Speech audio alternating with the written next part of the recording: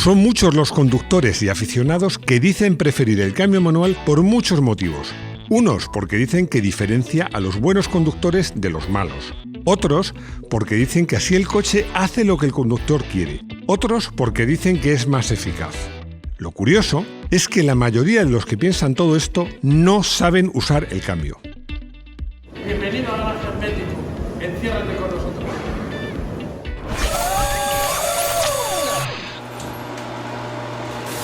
Hay tres cosas que diferencian a un buen conductor. 1, la mirada. 2, cómo lleva las manos en el volante. Y 3, cómo usa el cambio. A ver, cuando digo la mirada es que un buen conductor mira lejos. Además, como decía mi padre, mira donde quiere ir, pero lo bueno es mirar lejos. 2, un buen conductor no se hace un lío con las manos. Por Dios, no cruza las manos. No mete las manos por dentro del aro del volante. Yo cuando a veces cojo a un servicio público y veo que el conductor mete la mano por dentro, es que me salen sarpullidos. Y 3, use bien el cambio. Bueno, y ya, si hace el puntatacón, es nivel Dios. Por cierto, que sabéis que hay un vídeo de para qué sirve y cómo se hace el puntatacón. No lo voy a repetir aquí. Si os interesa, veis el vídeo. Lo he dicho muchas veces, para saber conducir bien hay que saber lo que pasa ahí dentro y ahí debajo. Hay que saber lo que hacemos. Esto es un mantra que repito mucho en los vídeos. Es importante, yo quiero contaros qué es lo que pasa y para qué sirve un cambio antes de enseñaros a cambiar bien. Y como os digo, ¿qué es lo primero? Lo primero es muy sencillo. ¿Para qué sirve un cambio? ¿Hace falta un cambio? Un cambio de marchas, está claro. Un cambio en algunas cosas sí hace falta, pero me refiero a un cambio de marchas. Bueno, aquí voy a hacer una salvedad. Estamos hablando de coches de motores térmicos, porque los motores eléctricos en algunos casos pueden incluso prescindir del cambio. Vamos a hablar, insisto, del cambio de marchas. Vamos a hablar de motores térmicos. Esto es muy sencillo y lo vais a entender todos.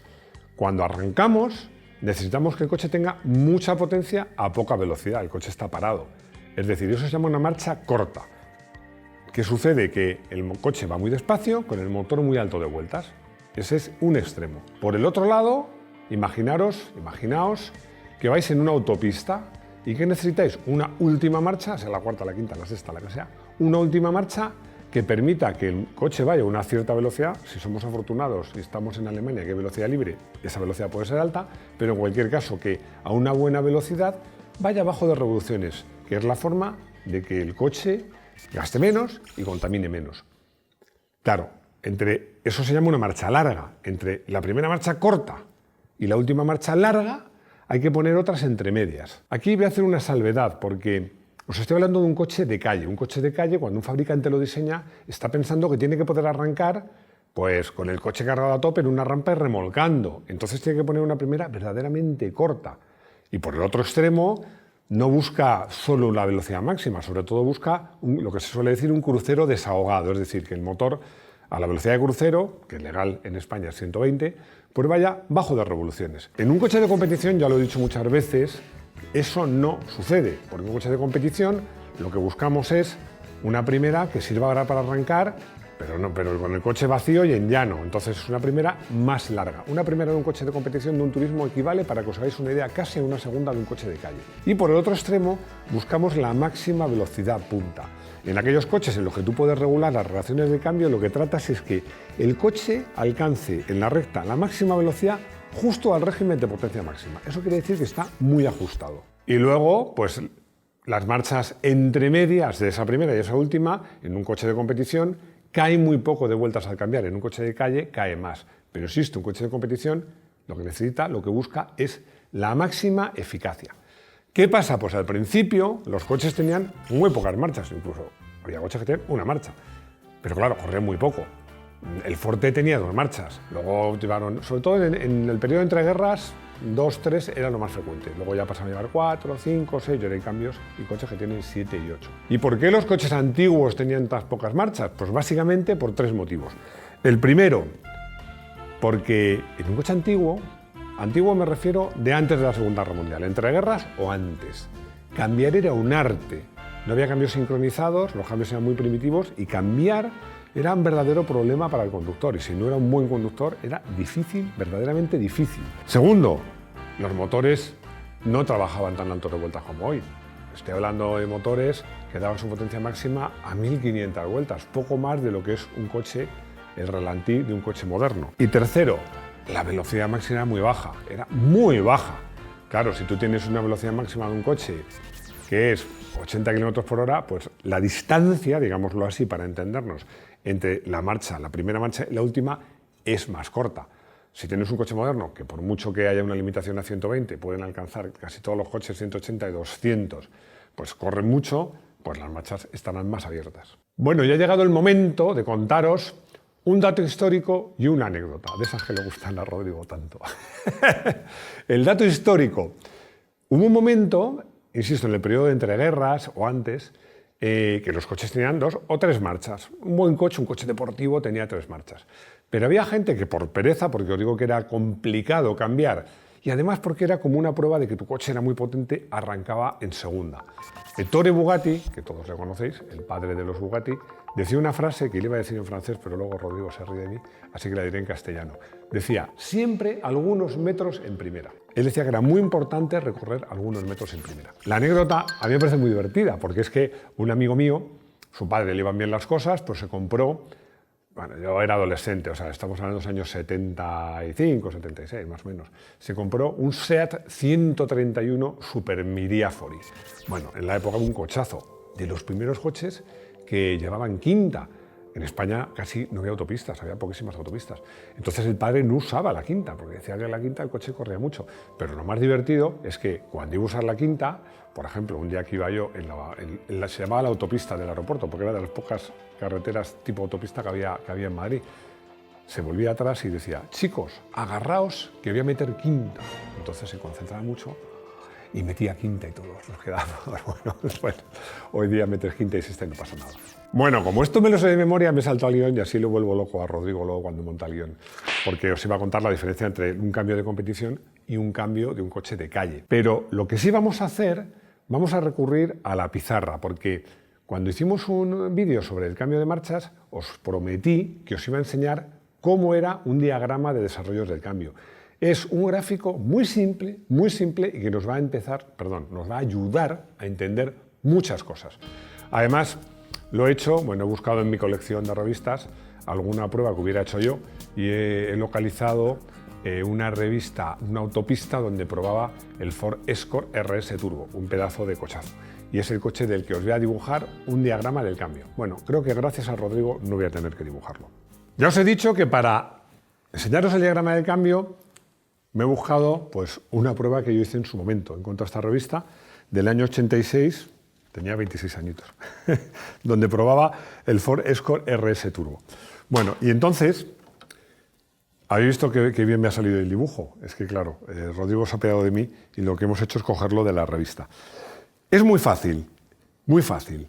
Esto es las marchas, primera, segunda, tercera, cuarta y quinta, porque este coche tenía 5 marchas. Esto es la velocidad.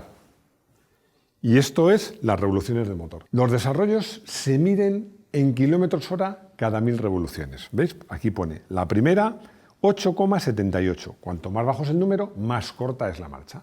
Eso quiere decir que con el motor a 1000 vueltas, el coche va a 8,78 kilómetros por hora. Me voy al otro extremo, como os decía. La quinta, desarrollo 36,39. Eso quiere decir que a 1000 revoluciones el coche va a 36,39. Por supuesto, a 2000 irá al doble y a 6000 a 6 veces más. Con estos desarrollos, que aquí están todos los desarrollos, pues trazamos, si el coche fuera en primera, desde cero arrancaríamos y a 6500 vueltas el coche iría más o menos a 80. No, perdón, a 60. 80 me parecía mucho. En segunda, a tope de vueltas, 6500, que es el régimen que hemos puesto aquí, que es el régimen máximo. La potencia máxima es esta línea, es un poquito más abajo. Llegaría a casi 100. En tercera llega a 140. En cuarta llega a 180 y pico. Y en quinta era un coche que corría mucho, más de 200. ¿Qué es lo importante de esto? Bueno, por ejemplo, vamos a decir, os voy a contar. Por ejemplo, vamos a elegir 40 km por hora. Bueno, a 40 cogemos esta línea. ¿Dónde corta? Aquí. Iríamos en primera a 4500 vueltas. Pero es que en segunda, a esos mismos 40, vamos a 2750. Y en tercera, a esos mismos 40 km hora, vamos a unas 1.600 vueltas. Esto también es muy importante por lo que os decía, lo que se llama los saltos entre marcha. Es decir, si queremos sacar al máximo partido al coche y subimos hasta arriba, como se dice en el argot, hasta la sangre, hasta la línea roja. Bueno, pues en este coche en concreto, en primera, es lo que se llama el salto de marcha. En primera, voy a redondear y vamos a suponer que llega a 60. Llega a 60. A 60, cuando cambiamos a tercera, el motor cae a 4.000 vueltas. Es muy abierto, perdemos 2.500 vueltas. Pero a medida... Bueno, es que este cambio es un poco particular, porque los coches alemanes eran un poco raros, porque en este caso, si os fijáis, se ve a simple vista. El salto de segunda a tercera es más alto. A tercera, si subimos a 6.500 vueltas, estamos en segunda, a 90 km por hora. Cuando cambiamos a tercera, caemos más o menos a 4.500 vueltas. Esto se puede dibujar, lo voy a estropear un poco el dibujo, haciendo estos dientes de sierra. Es, imaginarlo, primera, cambiamos a segunda, cae estas vueltas. Segunda, a tope de vueltas, llegamos a este régimen. Tercera, y así sucesivamente. Esto es un diagrama del cambio. Si conseguís en la ficha técnica estos datos, que son bastante fáciles, incluso se pueden hacer si calibráis el velocímetro, yendo a 1000 revoluciones, se puede hacer bastante aproximado. Y lo podéis hacer vosotros. Y es una forma clarísima de saber aprovechar el cambio, de saber los saltos que tiene y de sacar el máximo partido a vuestro coche. Ya sabemos para qué sirve un cambio y ahora hay que saber cómo funciona. Pero, no des al stop, no te vayas, no os vayáis. Lo voy a explicar muy fácil, de verdad, cómo es un cambio convencional, un cambio manual convencional, porque hay muchos tipos de cambio. Un cambio manual de toda la vida, que tiene dos ejes, el primario y el secundario. El primario que se llama de entrada y el secundario que se puede llamar eje principal. Bueno, son dos ejes, uno viene directamente del motor a través del embrague y el otro va a la transmisión, a las ruedas. Y tienen piñones, tienen pares de piñones. El número de dientes de esos piñones marcan la relación que tiene cada marcha. Es muy fácil. Si el cambio tiene 5 velocidades, pues habrá 10 piñones, ¿no? Es 5 pares. 5 pares de 2, es reiterativo. 5 pares de piñones. No estoy hablando de la marcha atrás, porque complicaría un poco la explicación, porque es un tercer eje que se mete, es un lío total, la marcha atrás se usa tampoco, que da igual. Lo importante es que os quedéis con esto, que son dos ejes, uno que gira solidaria al motor, pero lo puedes aislar con el embrague, y otro que gira solidaria a la transmisión, con pares, tantos pares de piñones como marchas hay. Pero estos piñones giran locos sobre el eje, giran locos. O sea, pueden estar girando, no transmiten nada. No están bloqueados con el eje, giran libremente. Y hay un mecanismo, un fiador, que lo que hace es bloquear esos piñones. Y, dependiendo del par que tú bloquees, tienes una marcha o tienes otra. ¿Qué es lo que pasa cuando lo haces bruscamente o la caja está mal o no has pisado bien el embrague? Que esos piñones rascan unos con otros, esos fiadores. Para evitar eso hay una cosa que se llama sincronizadores o sincros, que por cierto es un invento de Porsche, tal y como son hoy día. Esto también es muy fácil.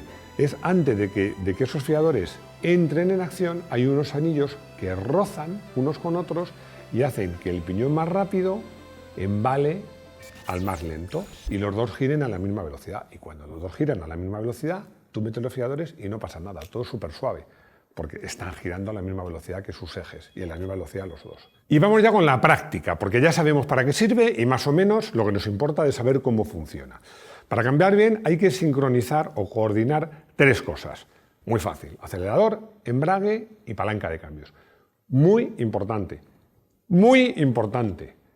En un cambio en H, que son los más habituales, manuales, bueno, se llama cambio en H porque cuando eran 4 velocidades era una H tal cual. Cuando eran 5 era una H así como con un palito. Y ahora que son 6, hay muchos coches de 6, diría que la mayoría, pues son 2 Hs juntas, ¿no? Pero lo importante es una cosa. Cuando cambias de primera a segunda, de tercera a cuarta, de quinta a sexta o viceversa, es una línea recta, no pasa nada. Es más sencillo. Pero cuando cambias, por ejemplo, de segunda a tercera o de cuarta a quinta, o sea, de par a impar, ¿qué es lo que pasa? No hagas diagonales. Muy importante, insisto, no hagas diagonales. Si vas en segunda, desplazas la palanca hasta la línea de punto muerto, la enfrentas al pasillo de tercera y empujas la palanca hacia tercera, igual si es de cuarta a quinta. Esto es importantísimo, importantísimo. Fijaros, es importante que hay una marca muy importante, muy conocida, de coches deportivos, que para evitar que los conductores maltrataran el cambio tomando atajos y haciendo diagonales, le puso una parrilla en el cambio que hacía imposible tomar esos atajos. Seguro que todos sabéis, porque es muy famoso, hasta que llegaron los cambios de leva, eran famosísimos los Ferrari por esa parrilla. Esa parrilla hacía imposible que tú pudieras tomar un atajo, tenías que seguir el camino. Es muy importante. Puedes y debes ser rápido, pero sobre todo preciso, porque si tratas bien un cambio, es eterno. Aquí voy a contar una anécdota que me va a decir Rodrigo. ¿Ya la has contado? Sí, es verdad que la conté. Lo que pasa es que cité al piloto diciendo un piloto vasco que se portó muy bien conmigo. Y es que ese piloto vasco que se portó muy bien conmigo, milagros de YouTube, se ha puesto en contacto conmigo. Se llama Jesús Iturburu. La anécdota es que yo le compré una XGTI y cuando él me dijo el precio, llegamos a un acuerdo y me dijo, Máximo, mira, te voy a descontar un dinero porque el cambio está... En competición. Sí, un coche de competición, una XGTI de competición, que por ahí tiene fotos Rodrigo. Era de competición, me dijo, el cambio está, no le queda mucho. Bueno, Jesús Iturburu era un santo porque me lo dijo, me lo confesó, me hizo un descuento sin que yo se lo pidiese, pero yo hice 2 temporadas con ese coche, 2 temporadas y no se rompió. A lo mejor si hubiera sido más brusco con el cambio hubiera ido un poquito más rápido, pero yo como buen piloto privado cuidaba mucho el cambio. Por eso os digo que un cambio bien cuidado es eterno. Con el cambio vamos a hacer básicamente 3 cosas. Arrancar. La primera cosa que vamos a hacer es arrancar, que arrancaremos siempre en primera. Siempre en primera, bueno, en primera o en marcha atrás. Y aquí, aunque ya lo he contado muchas veces, pero hay gente que se resiste y me seguís preguntando. Os voy a explicar cómo se arranca. Y cómo se arranca en un semáforo suavemente, tranquilamente, y cómo se arranca en la parrilla de salida de una carrera. Olvidaros de subir el motor mucho de vueltas y levantar el embrague con suavidad que patine. No se puede hacer así porque, aparte de que al final vais a hacer patinar las ruedas, es que os acabaréis cargando el embrague. El secreto, y además le he pedido a Rodrigo que ponga algunos de los vídeos de las arrancadas que tengo yo con mi coche, porque siempre presumo que como piloto hay 2 cosas que hago bien, que es que no me pongo nervioso y arranco bien. La arrancada es, con el motor relativamente bajo de vueltas, soltar el embrague lo antes que puedas y ya entonces acelerar, con el embrague suelto. Esto vale para las carreras, vale para arrancar rápido, pero sobre todo vale en la vida normal para arrancar suavemente y no castigar el embrague. E insisto, arrancar siempre en primera o marcha atrás si queremos ir marcha atrás.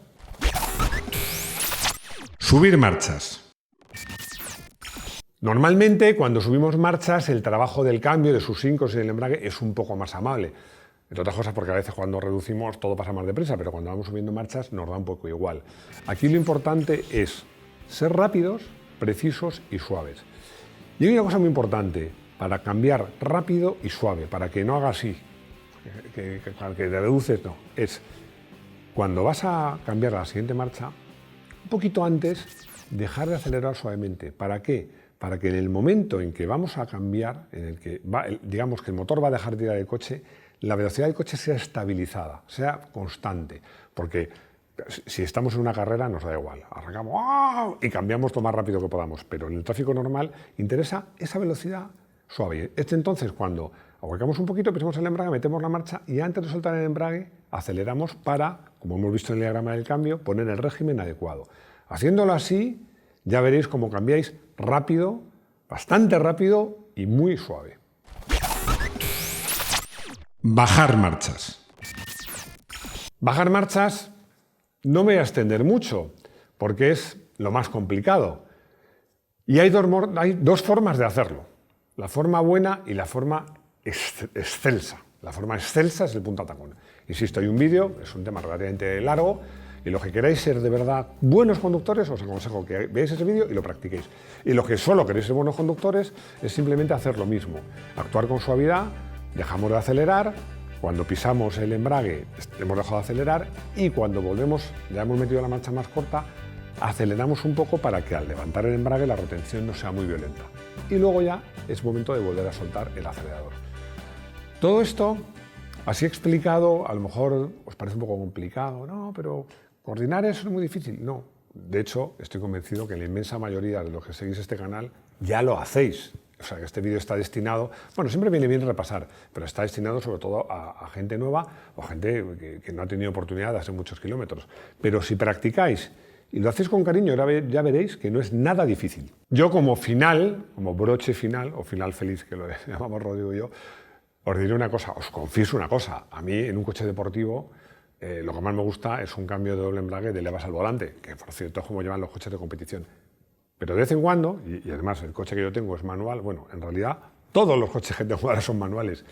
Me gusta porque esa sensación de cambiar perfecto, de hacer el pasillo, hacer el punta tacón perfecto, que todo va muy suave, es muy gratificante. Es verdad que hay coches con cambio manual que tienen trampa, porque hay coches con cambio manual que te ayudan a hacer el punta tacón. Bueno, pues mejor.